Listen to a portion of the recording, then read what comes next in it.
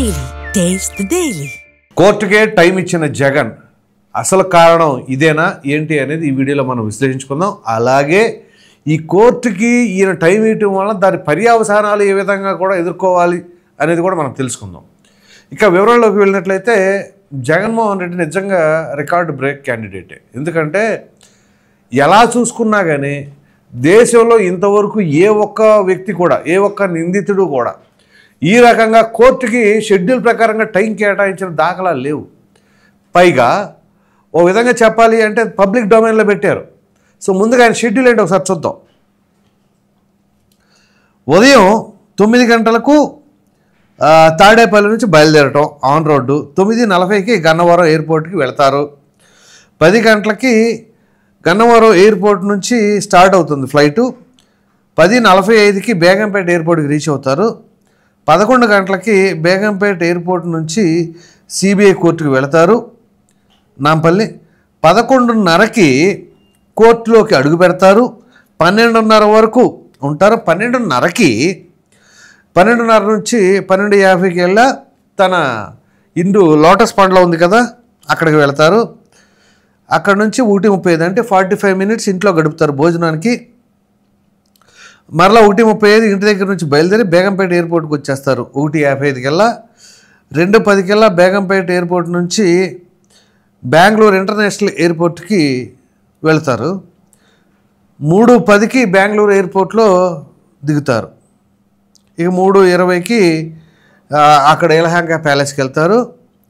So 3:40కి ఇంటికి వెళ్ళిపోతారు. ఇది ఆయన షెడ్యూల్. అంటే ఉదయం నిద్రలేచిన తాడేపల్లిలో, మధ్యాహ్నం భోజనం చేసేది హైదరాబాద్లోని తన లోటస్ పాండ్లో, సాయంత్రానికి యలహంక ప్యాలెస్. ఇది జగన్మోహన్ రెడ్డి గారి షెడ్యూల్. ఇక్కడ మనం గమనించవలసిన అంశం ఏంటి అంటే, ఒక సీఎం అనుకోండి, నేను ఎక్కడికి వెళ్తున్నా, నేను అక్కడికి వెళ్తున్నా, నాకు ఈ టైం నుంచి ఈ టైం దాకా శంకుస్థాపన ఉంది, ఈ టైం నుంచి ఈ టైం దాకా ఒక సమావేశం ఉంది, ఈ టైం నుంచి ఈ టైం దాకా ఇంకొక కార్యక్రమం ఉంది అని షెడ్యూల్ పెట్టుకోవడం అనేది సర్వసహజం. అటువంటిది కోర్టుకి వెళ్ళేటప్పుడు మీరు సీఎమ్మా, ఎక్స్ సీఎమ్మా, ఎమ్మెల్యేనా, లేకపోతే అపోజిషన్ నాయకులా ఎవరో చూడరు. కోర్టు అన్న తర్వాత కోర్టు అంతే. నిందితుడిగా వెళ్ళినప్పుడు ఆ నిందితుడిగా మనం అక్కడ అటెండ్ అవుతున్నాం. సో జడ్జి దగ్గరికి వెళ్ళినప్పుడు ఖచ్చితంగా చాలా డిసిప్లైన్డ్గా ఉండాలి. అది ఏ ఒక్కరికైనా వర్తిస్తుంది. కానీ ఇది జగన్మోహన్ రెడ్డికి ఇండియాలో ఒక రికార్డు సృష్టించారు. ఎట్లాగంటే కోర్టుకే టైం కేటాయించడం 11:30 నుంచి 12:30 వరకు జడ్జి గారికి టైం కేటాయించినట్లుగా ఈ షెడ్యూల్లో ఉంది. సో ఇప్పుడు ఇది పబ్లిక్ డొమైన్లో ఉంది. కోర్టు దగ్గరికి వెళ్ళినప్పుడు జడ్జి ముందు ఆ నిందితుడు ఎవరైనా ఒకటే. ఎందుకంటే చట్టం అందరికీ సమానం అని మనం మాట్లాడుకుంటూ ఉంటాం. అది నిజమా కాదా అనేది ఇప్పుడు తేలుద్ది. ఇప్పుడు దాకా జరిగింది ఒక ఎత్తు, ఈ ఒక్క ఎపిసోడ్లో జరిగేది ఒక ఎత్తు. ఎందుకంటే ఉదయం కోర్టు ఓపెనింగ్ అయ్యేసరికి 10:30 అవుద్ది కోర్టు ఓపెన్ చేసేసరికి. దాని తదనంతరం ఆ సీక్వెన్స్ ఆఫ్ కేసెస్ ఉంటాయి. ఆ సీక్వెన్స్ ఆఫ్ కేసెస్లో జగన్మోహన్ రెడ్డి గారి టర్న్ ఎప్పుడు వస్తుందో అప్పుడు పిలుస్తారు. ఒకటి, ఆ కేసుల సీరియల్ నెంబర్ ఉంటుంది. జగన్మోహన్ రెడ్డి గారి కేసు నెంబర్ ఎంత అనుకున్నారు? 16. సో ఈయన అనుకుంటున్నది ఏంటి? 11:30కి కోర్టులోకి వెళ్తే 12:30 వరకు అనుకున్నారు. సో అంటే ఈలోపు 15 కేసులకు సంబంధించింది ట్రాఫిక్ క్లియర్ అవ్వాలి. ఒకటి, ట్రాఫిక్ క్లియర్ అవ్వడం అంటే పిలుస్తారు. ఎవరైతే నిందితుడు ఉంటాడో ఆయన పేరు పిలుస్తారు. ఆయన కనుక అవైలబిలిటీ లేకపోతే నెక్స్ట్ కేసుకి వెళతారు. ఆయన తరపున న్యాయవాది ఎవరైనా ఉంటే ఇదిగో ఇవాళ రారు, రేపు వస్తారు, రాలేదు, దారిలో ఉన్నారు, అలా చెప్తారు. సో ఇప్పుడు జగన్మోహన్ రెడ్డిది 16. సో ఇప్పుడు ఆయన వచ్చేసరికి ఈ ముందు క్లియర్ అయిపోవాలి, లేదా ఒకవేళ కంటిన్యూ అయితే లేట్ అవ్వాలి. లేట్ అయితే ఏం చేస్తారు? ఇప్పుడు ఇదంతా మారిపోద్దా? చెప్తా, దీనికి కూడా అసలు కారణం ఏంటో చెప్తాను. సో ఇదంతా ప్లాన్ చేసుకున్నారు. అంటే జడ్జి గారు కూడా అయ్యో 11:30కి జగన్మోహన్ రెడ్డి గారు ఇది ఉంది కాబట్టి ఒకవేళ ఆ 16 మందిలో 15 మందిది ఇటు అటైనా 11:30 అనేసరికి ప్రాంప్ట్గా జగన్మోహన్ రెడ్డిని పిలవాలి. సో ఖచ్చితంగా ఆయన వచ్చేస్తాడు కాబట్టి ఆయన సమయం చాలా విలువైంది అని భావించి ఏమైనా ప్రయారిటీ ఇస్తారా? అంటే కోర్టుల్లో ఉన్న జడ్జిల కంటే కూడా Jaganmohan Reddy priority of time value ఎక్కువ అన్నమాట. అది అర్థం చేసుకోవాలి. సో ఇది ఒక తరహా. అసలు ఇంత ఎందుకు చేశారు? పోనీ షెడ్యూల్ రిలీజ్ చేస్తే అది వైరల్ అవుద్ది, మీడియా ముఖంగా వస్తుంది, మీడియా వాళ్ళు ప్రశ్నిస్తారన్న సంగతి జగన్మోహన్ రెడ్డికి తెలీదా? తెలుసు. కానీ కావాలని రిలీజ్ చేశారు. అది కూడా ఎందుకో చెప్తా. ఈయన ఇటీవల ఒక పిటిషన్ దాఖలు చేశారు కదా, నాకు వ్యక్తిగత మినహాయింపు ఇవ్వండి అని చెప్పేసి. ఎందుకంటే ప్రభుత్వ యంత్రాంగం అంతా కూడా నాకు మరలా కేటాయించాల్సి వస్తుంది, ఎక్కువ మందిని, ట్రాఫిక్ ఇబ్బందులు వస్తాయి, ప్రజలు ఇబ్బంది పడతారు. ఇవన్నీ కాదు, అసలు ఇబ్బంది జగన్మోహన్ రెడ్డిది. కానీ ఈయన ఏం చెప్తాడు, ప్రభుత్వానికి యంత్రాంగం లేకపోతే ప్రజలు రావాలి, అక్కడ తలనొప్పిగా ఉంటుంది, ట్రాఫిక్ ఆంక్షలు, కాబట్టి నేను నాకు వ్యక్తిగత మినహాయింపించి వర్చువల్గా కావాలంటే అటెండ్ అవుతానంటే ఆన్లైన్లోకి రమ్మంటే వస్తాను అని చెప్పేసి చెప్పారు కదా. సో ఇప్పుడు ఈ షెడ్యూల్ రిలీజ్ చేశారు కదా, కిటికంతా ఇక్కడ ఉంది. ఇప్పుడు ఈ షెడ్యూల్ ప్రకారంగా జరగదు, రాసి పెట్టుకోండి కావాలంటే మీరు. ఈ షెడ్యూల్ ప్రకారంగా ఏ ఒక్కటే జరగదు. దానికి కారణం మరలా ఎవరంటే వీళ్ళే. ఆ స్క్రీన్ ప్లే దర్శకత్వం మరలా మొత్తం వీళ్ళే వేసుకుంటారు. అది దారిలో ఆయనకి అనుచరులు, ఆయన కార్యకర్తలు, ఆయన అభిమానులు అలా వచ్చి ఆటంకాలు క్రియేట్ చేసి అది టైం డిలే అయ్యేలాగా చేసి చూడండి కావాలంటే మీరు. దాని తదనంతరం కోర్టుల్లో కావచ్చు, ఆ తర్వాత కావచ్చు, ఎక్కడికక్కడ ఈ పరిస్థితులు క్రియేట్ చేసుకుని షెడ్యూల్ మొత్తం తిరణాలు అయిపోయిందని చెప్తారు. అప్పుడు దానికి ఏమంటారు, అందుకే నేను కోర్టుకి డైరెక్ట్గా రానని చెప్పేది, నేను వ్యక్తిగత మినహాయింపు ఇవ్వండి వ్యక్తిగత హాజరుకి, పైగా నాకు యంత్రాంగం ఇదంతా కావాలి, ఇప్పుడు నాకు అంత యంత్రాంగం అంతగా ఇవ్వలేదు కాబట్టి ఈ పరిస్థితులన్నీ తలెత్తినాయి అని చెప్పేసి ఇక్కడ ఎస్టాబ్లిష్ అవుతుంది.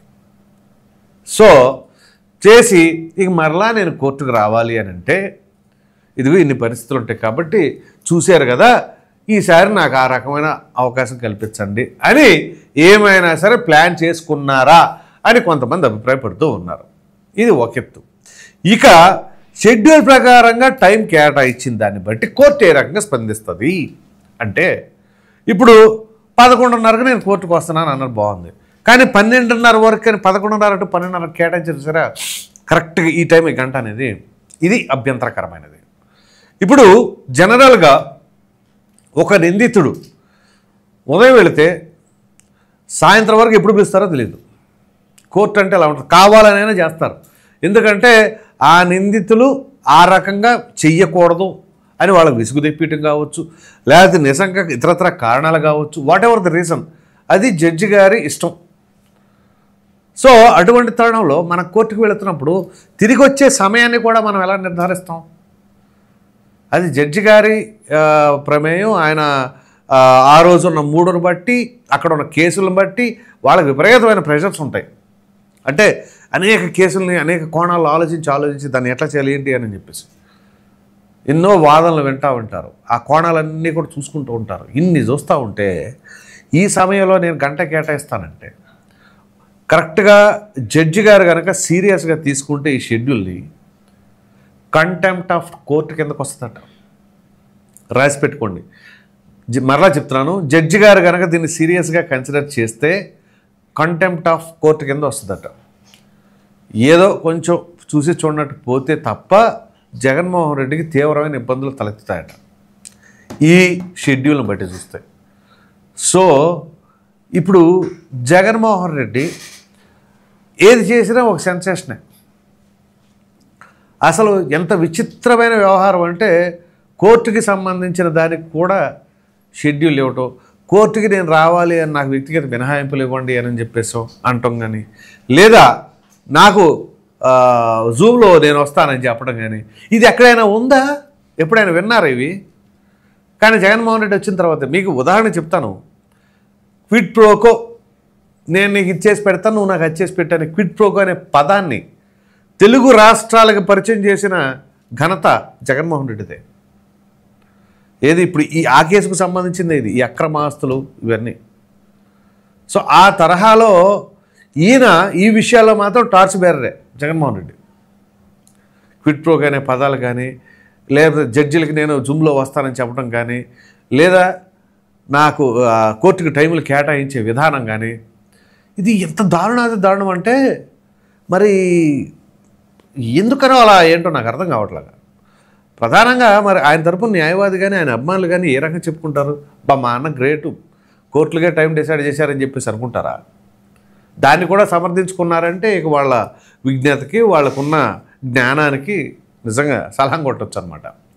సో ఎనీహౌ ఇక్కడ మొత్తం మీద మాట్లాడుకోవాల్సి వస్తే ఈ షెడ్యూల్ రిలీజ్ చేశారు అంటే ఆ షెడ్యూల్ ప్రకారంగా జరగకూడదని దాని ఉద్దేశం. అందు గురించి పబ్లిక్ డొమైన్లో పెట్టారు. ఎందుకంటే మీకు ట్రాక్ రికార్డ్ ఒక చిన్న ఎగ్జాంపుల్తో నేను ముగిస్తా. ఆయన ఒకసారి ఈ కల్తీ లడ్డుకు సంబంధించిన వ్యవహారాలు, కల్తీ నెయ్యికి సంబంధించిన దాంట్లో నేను తిరుమల వస్తున్నా అని చెప్పేసి అందరి అటెన్షన్ డ్రా చేశారు. నువ్వు ఎలా వస్తావు అని. ఇటు బీజేపీ, ఇటు జనసేన, ఇటు టీడీపీ, అటు హిందూ సంఘం వాళ్ళు నువ్వు ఎలా వస్తావు డిక్లరేషన్ సంతకం పెడతావా అని చెప్పేసి నాన్న రచ్చ చేశారు. గుర్తుందా మీకు? అంతా చేసిన తర్వాత ఆయన ఆయన రాడని తెలుసు, ఆయన కావాలని వేసాడు అది ఒక రాయి. ఎందుకంటే అసలు ముందు జనాలు చూద్దామని డైవర్షన్. ఎందుకంటే ఆ రోజు ఆయన కోర్టుకి అటెండ్ కావాలి, ఆ రోజు గుర్తుంటున్నట్లయితే. తీరా అది 4 రోజుల తర్వాత బయటపడింది. సో అందుకని ఆయన ఏం చేశాడు, పబ్లిక్ దృష్టిని అంతా కూడా డైవర్ట్ చేసి అదిగో జగన్మోహన్ రెడ్డి తిరుమల వెళ్తున్నాడంట అనేది బాగా హైప్ అయితే అప్పుడు ఆటోమేటిక్గా ఏమవుతుందంటే కోర్టుల దాకా కూడా వెళ్తుంది. నేను అప్పటికే ఆయన కోర్టుకి పర్మిషన్ పెట్టారు, నేను తిరుమల వెళ్తున్నాను, సో అందు గురించి నాకు పర్మిషన్ ఇవ్వండి అని పెట్టారు. సో ఆ విషయం అక్కడ చేరాలి, కానీ ఆయన తిరుమల వెళ్ళకూడదు. చూడండి లాజిక్. సో ఆ ప్రకారంగా స్కెచ్ గీసుకొని అది ఎలివేట్ అయ్యేలాగా చేసుకొని జనాలు అందరం పిచ్చోళ్ళలాగా నువ్వు ఎలా వస్తావు, డిక్లరేషన్ సంతకం పెడతావా అని చెప్పేసి అంటావు. తీరా కట్ చేస్తే ఆ న్యూస్ ఊరంతా పాకిన తర్వాత ఓకే నేను రావట్లేదులే, అంత అన్రెస్ట్ క్రియేట్ అయ్యేలాగా ఉంది, నేను రావట్లేదులే అన్నాడు. అంటే అటు కోర్టుకి వెళ్ళలేదు, ఇటు తిరుమల వెళ్ళలేదు. అది సంగతి. సో అటువంటి తరహాలోనే ఇట్లాంటివి కూడా ఉంటాయి. సో ఇది చూద్దాం ఇక జగన్మోహన్ రెడ్డి మరి దీనిపైన ఏ విధంగా చూస్తారు రియాక్షను. ఆ తర్వాత కోర్టు బయటకు వచ్చినప్పుడు ఎలా ఉంటుంది మీడియాతో మాట్లాడేటప్పుడు. ఈ వీడియో పైన ప్రధానంగా కోర్టుకే టైం కేటాయించడం, దాని వెనకాల ఉన్న అసలు కారణాలు ఇవేనా అని మనం ఏదైతే విశ్లేషించుకున్నామో దానిపైన మీ అభిప్రాయాన్ని కామెంట్ సెక్షన్లో తెలియచేయండి. Thank you.